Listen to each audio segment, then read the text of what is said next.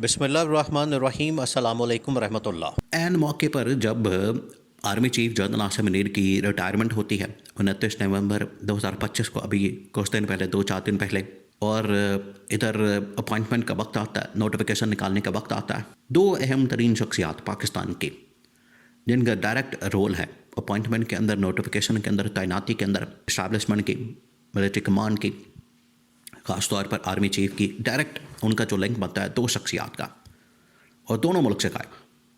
ये प्लान के तहत, मंसूबे के तहत, ये ऐसे ही गायब नहीं हुए। इनको करवाया क्या, इनको किया क्या, और ये पूरा पीछे चाल चली गई है पूरा मंसूबा बना के, तो ये खेल खेला क्या है। अब इसके बाद टकराव तो होगा, और ये जो टकराव की सिचुएशन है इसमें इस्टेब्लिशमेंट तो बहुत ताकतवर है, इस्टेब्लिशमेंट तो सर्वाइव कर जाएगी, लेकिन ये जो गवर्नमेंट है जिसने चाल चली है, नवाज शरीफ ने, शहबाज शरीफ ने, सारों ने मिल के, ये गवर्नमेंट ने अब बचने वाली। हुआ क्या है, जैसे ही अपॉइंटमेंट का वक्त आता है, नई तैनाती का वक्त आता है और रिटायरमेंट का वक्त आता है, शहबाज शरीफ बहाना मार के यहाँ से भाग जाता है लंदन में, और लंदन जाके बैठ जाता है। और लंदन ना सिर्फ जाके बैठ जाता है, बाद में उसको ये कहा जाता है, ज़बरदस्ती उसको पैगाम दिया जाता है, मैसेज पहुँचाया जाता है बाकायदा तौर पर, क्या पाकिस्तान आएँ, आपकी ज़रूरत पड़ गई है, आप आएंगे तो नोटिफिकेशन होगा। देखिए, दो जो अहम तरीन तैनातियाँ पाकिस्तान के अंदर जो डायरेक्ट होती है वज़ीर-ए-आज़म हाउस से, एक उसमें DGI बड़ी टॉप की अपॉइंटमेंट, दूसरी उसके अंदर होती है आर्मी चीफ की। ये जो दो बड़ी अपॉइंटमेंट है, ये टॉप लेवल के ऊपर मिलिट्री कमांड की ये डायरेक्ट अपॉइंटमेंट होती है वज़ीर-ए-आज़म हाउस से। इसके अलावा किसी के पास अथॉरिटी नहीं। सेकंड, जो एक ऑफिसर या एक वजारत जो इसके लिए काम करती है, वो है डिफेंस मिनिस्ट्री, और डिफेंस मिनिस्टर इस वक्त वज़ीर दिफा कौन है? ख्वाजा आसिफ। ख्वाजा आसिफ भी मुल्क के अंदर नहीं, वो भी जर्मनी के अंदर बैठा है। अब आप सिचुएशन चेक करें, सूरत हाल आप ज़रा इमेजिन करें कि इन्होंने खेल कैसा खेला, और दोनों को बहाना मार के तो निकल गए हैं। दोनों ने कोई ना कोई बहाना मारा, दोनों ने कोई यहाँ पर चाल चली है, और चाल चल के तो ये पाकिस्तान से भाग गए, फरार हो गए दोनों, शहबाज शरीफ भी और ख्वाजा आसिफ भी। अब दोनों को पैगाम दिया गया कि आप फ़ौरन पाकिस्तान पहुँचे। शहबाज शरीफ की जानिब से वहाँ से पैगाम आया कि मेरी तबीयत और ज़्यादा ख़राब है, मैं पाकिस्तान नहीं आ सकता, मुझे ट्रैवलिंग के लिए डॉक्टर ने मना कर दिया। ये आपको पता है, ये बहाना इनका पुराना बहाना है। जब इससे पहले ये जद्दा भागे, उस वक्त पे इन लोगों ने यही बहाना मारा, बीमारी, और उसके बाद वापसी के ऊपर भी बीमारी। अभी जब नवाज शरीफ लंदन गया इमरान खान के दौर में डील करके, मुकम्मल करके, तो यही बहाना बीमारी का और वापसी के लिए जब भी कहा जाता तो कहते हैं कि डॉक्टर ने मना किया, जब डॉक्टर इजाज़त देंगे ट्रैवलिंग की तो हम आ जाएंगे। तो यही सेम कहानी, सेम फार्मूला।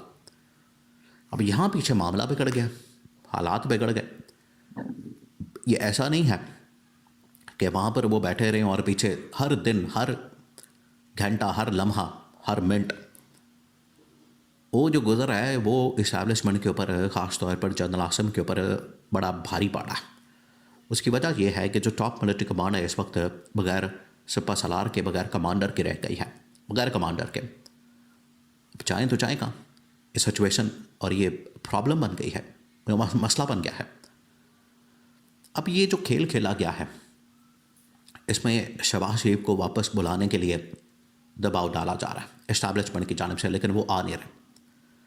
अब नवाज शरीफ ने जो नून लीग ने कार्ड अपने पास रखा हुआ, वो यही कार्ड था कि हम बिल्कुल ऐन मौके पर ये कार्ड खेलेंगे, ये चाल चलेंगे, और ये जो इस वक्त इतनी ताकत, पावर, इतनी अथॉरिटी, और ये जो इंटरनेशनल लेवल के ऊपर आना जाना, मेल मुलाकातें, और गवर्नमेंट के ऊपर भी एवन के इस्टेब्लिशमेंट की जानिब से जो हमला किया गया इसकी कारकर्दगी के ऊपर, परफॉर्मेंस के ऊपर, इसका बदला जो हम लेंगे उसके लिए ये राइट टाइम है, ये बड़ा ज़बरदस्त मौका है। अब शहबाज शरीफ के पास जो ऑप्शन बचता है, देखिए शहबाज शरीफ के पास ऑप्शन क्या है, 2-3 ऑप्शन है।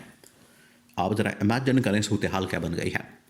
शहबाज शरीफ के पास जो ऑप्शन हैं बड़े लिमिटेड किस्म के हैं, क्योंकि अगर कुर्बानी देनी पड़ेगी तो शहबाज शरीफ की, अगर सर्वाइव करेगा तो शहबाज शरीफ। नवाज शरीफ तो पीछे बैठ के देखें ना, वो इस वक्त वज़ीर-ए-आज़म है, ना उसका डायरेक्ट कोई स्टेक है, ना गवर्नमेंट के अंदर है, वो तो रायबरेली के अंदर बैठा हुआ है, और ना वो वज़ीर-ए-आज़म है, एक MNA की क्या हैसियत ज़्यादा से ज़्यादा हो सकती है? 3 मरतबा के वज़ीर आज़म के लिए तो ये बिल्कुल कुछ भी नहीं। तो असल में जो शहबाज शरीफ है वो स्टेक पे लग गया, उसकी वजारत उस्मा स्टेक पे लग गई है, तो अब फैसला उसने करना है।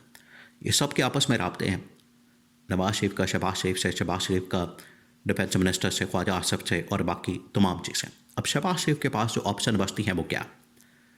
शहबाज शरीफ के पास ऑप्शन एक बचता है, पहला ऑप्शन कि फ़ौरन पाकिस्तान आए, पाकिस्तान आने के बाद यहाँ पर माजरत करें, माफ़ी मांगे इस बात के ऊपर इस्टेब्लिशमेंट से कि ये जो चाल चली गई ये नवाज शरीफ ने चली, मेरा इसमें कोई रोल नहीं, मेरा इसमें कोई किरदार नहीं, मैं इसमें ट्रैप हो गया, मुझे जकड़ लिया गया और मेरा इसमें कोई अमल दखल नहीं है। ये आके जब माफ़ी मांग लेगा ठीक है, फिर इसकी माफ़ी तलाफ़ी हो जाएगी। लेकिन इस्टेब्लिशमेंट पर अपने वक्त के ऊपर ये आप देखिएगा अगले आने वाले दिनों में, अगले चंद महीनों में ऑलरेडी इस्टेब्लिशमेंट के पास प्लान मौजूद है। 27वीं तरमीम के बाद 28वीं तरमीम और पूरा का पूरा निज़ाम बदलना, इनको पता लग गया, ये इनको खटक गया। खटकना क्या, अब तो खैर पब्लिक में आ चुका है, ज़ुबान ज़द-ए-आम है, आर्टिकल से लिखे गए हैं, लोगों ने इसके ऊपर तबसरे कर दिए हैं, लोगों ने खुल खुला कर बातें कर दी हैं कि अब निज़ाम की तब्दीली और ऊपर गवर्नमेंट की तब्दीली, असम्बलियाँ तहलील करना, ये तमाम चीज़ें ये अब होंगी। तो शहबाज शरीफ के पास अब ऑप्शन बड़े कम है।